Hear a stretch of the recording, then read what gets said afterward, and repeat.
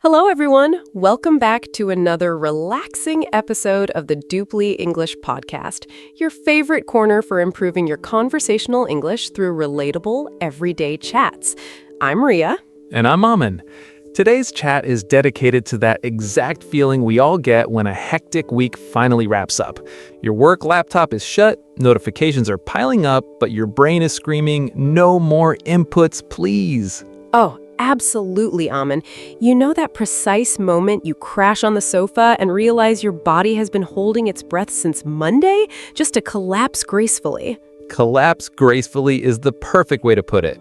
Out there, we are all composed, professional, and smiling, but the second we cross our front door, we basically turn into a human burrito wrapped in a blanket. Honestly, being a human burrito is my absolute favorite state of mind. After 5 long days, evenings like this call for oversized hoodies, dimmed lights, and absolutely zero expectations. And most importantly, zero guilt. Today, we're diving into the art of unwinding, but we're moving way past basic phrases like "I'm tired" or "I want to sleep."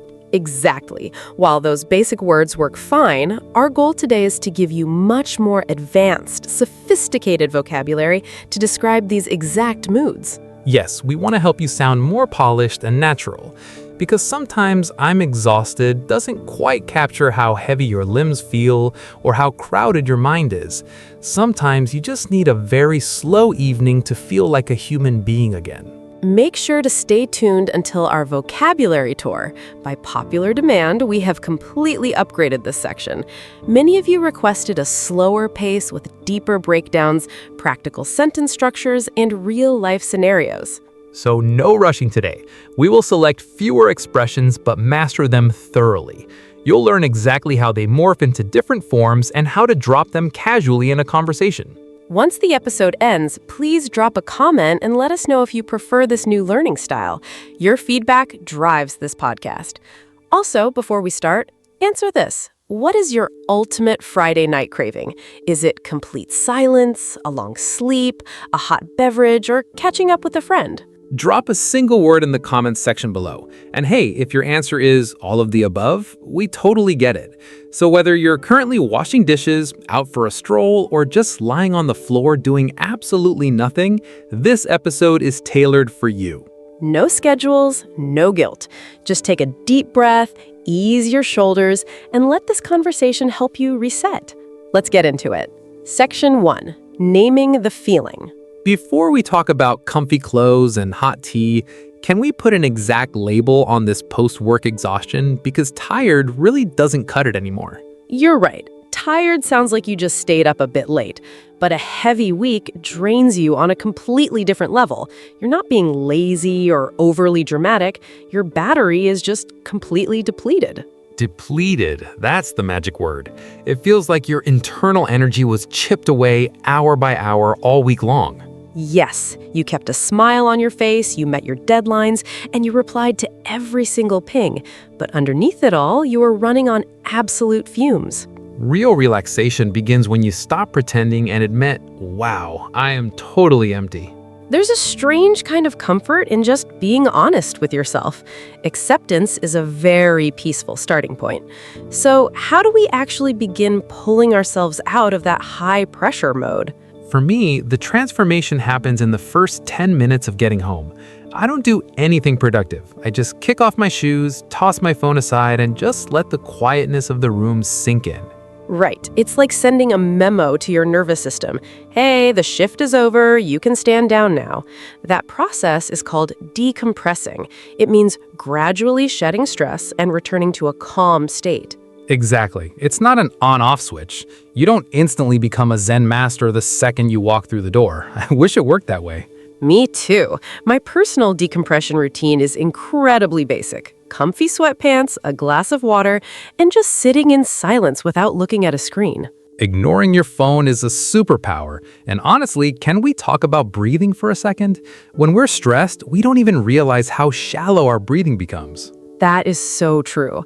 I often sit down on a Friday night and realize my jaw is clenched, my neck is stiff, and I'm barely taking in any oxygen. Exactly. So before trying to force yourself to relax, just check in with your chest. Ask yourself, am I breathing smoothly or am I still pacing like I'm in a boardroom? Sometimes I catch myself breathing like a swarm of urgent emails is physically chasing me down the hallway. Emails, house chores, and unexpected errands, they're a relentless crew. But a single intentional deep breath can jumpstart your entire relaxation process. Section 2. Mind versus body.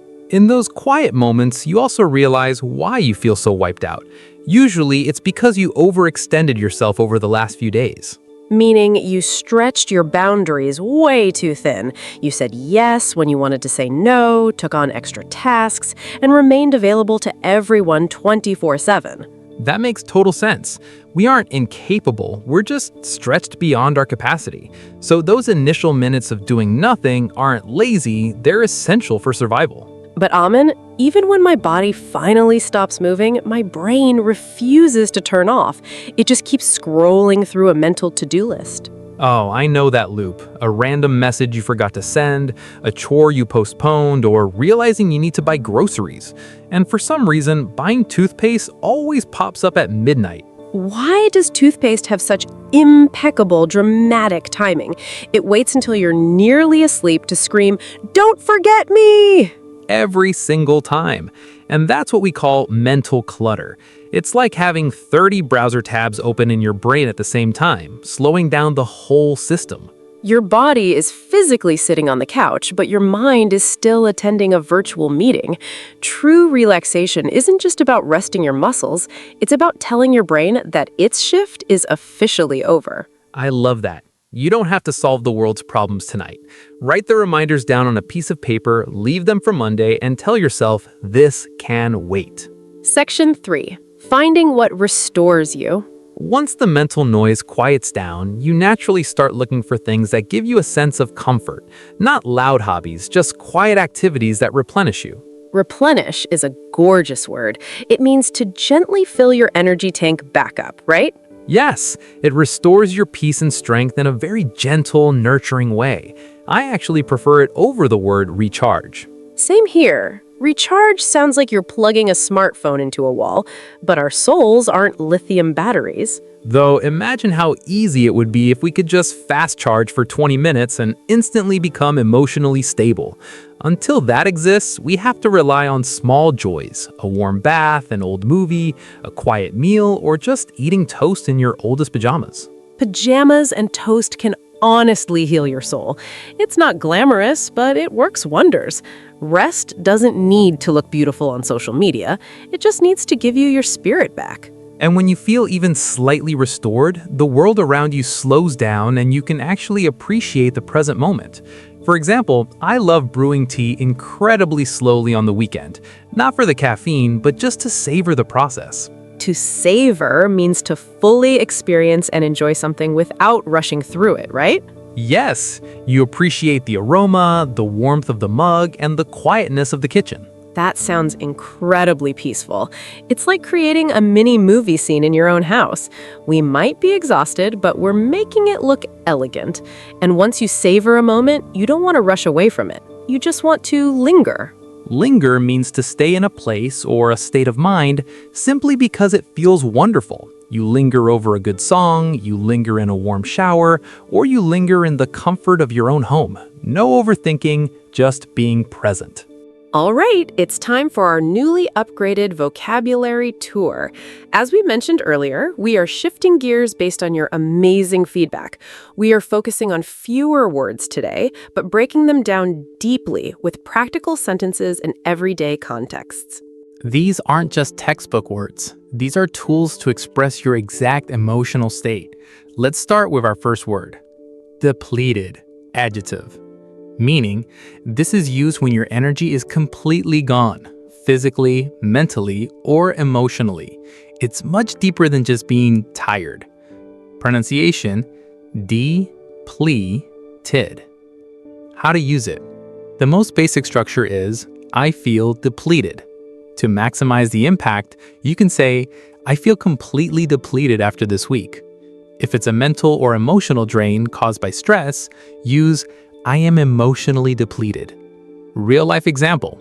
If a friend asks you to go to a noisy party on a Friday night, you can say, "I'd love to, but honestly, I feel completely depleted right now." It sounds incredibly polite and mature. Overextended, adjective or verb form, meaning this applies when you have taken on too many responsibilities, promised too much, or stretched your limits too far. Pronunciation: over, extend, dead. How to use it. To describe yourself: I feel overextended. To talk about your actions: I overextended myself this week by agreeing to help everyone.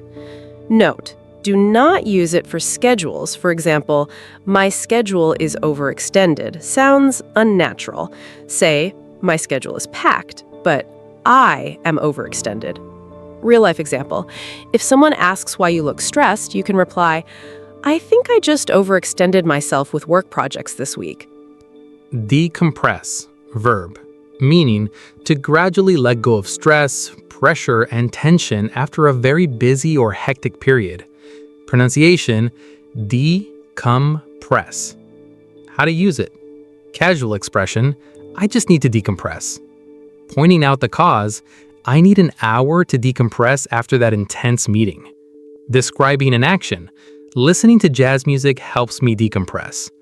Real life example: when you walk into the house and your family immediately starts asking questions, you can say, "Give me 10 minutes to decompress first, and then we can talk." Mental clutter, noun phrase, meaning a state where your mind is overflowing with too many random thoughts, reminders, worries, and unfinished tasks. Pronunciation: mental clutter. How to use it. Describing the state: I have way too much mental clutter today. Describing the solution: writing a journal helps me clear my mental clutter. You can also use the adjective form: my mind feels so cluttered tonight. Real life example: if you are struggling to focus on a book, you can say, I can't absorb these pages. My mind has too much mental clutter right now. Replenish, verb, meaning to fill something back up or restore your energy, peace, and emotional strength after it has been completely emptied. Pronunciation: replenish. How to use it.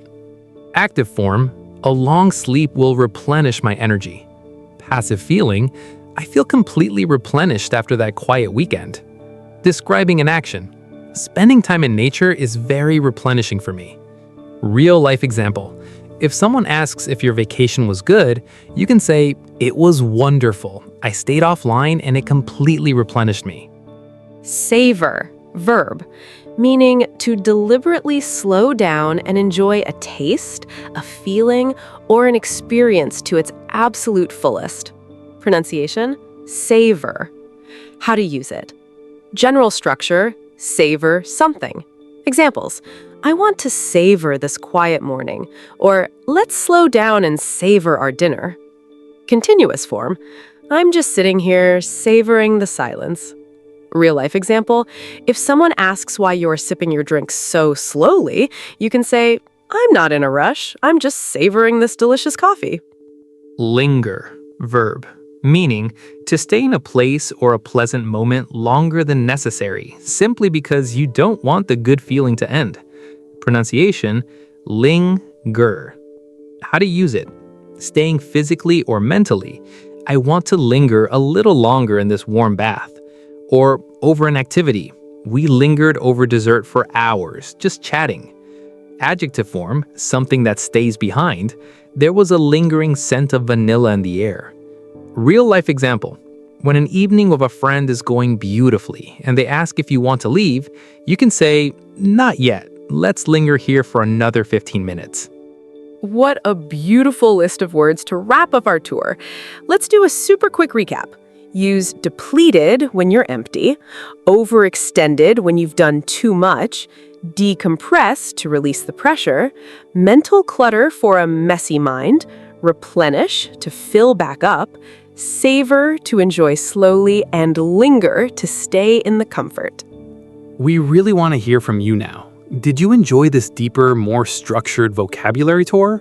Did the extra examples make things clear? Let us know in the comments below. And for a bit of quick homework, write just one sentence in the comments using any one of our 7 words today. It could be as simple as, I need to decompress tonight. We promise to read and reply to them. That brings us to the end of this episode of the Dopply English podcast. If your week was overwhelming, we hope our voices brought a little calm to your evening. Remember, resting isn't a waste of time. It's how you reclaim your true self. Turn down the lights, put on your favorite track, leave the phone in another room, and just let yourself decompress. Linger in that peace. Take care of your vocabulary, and more importantly, take care of your peace of mind. I'm Riya. And I'm Aman. See you in the next episode.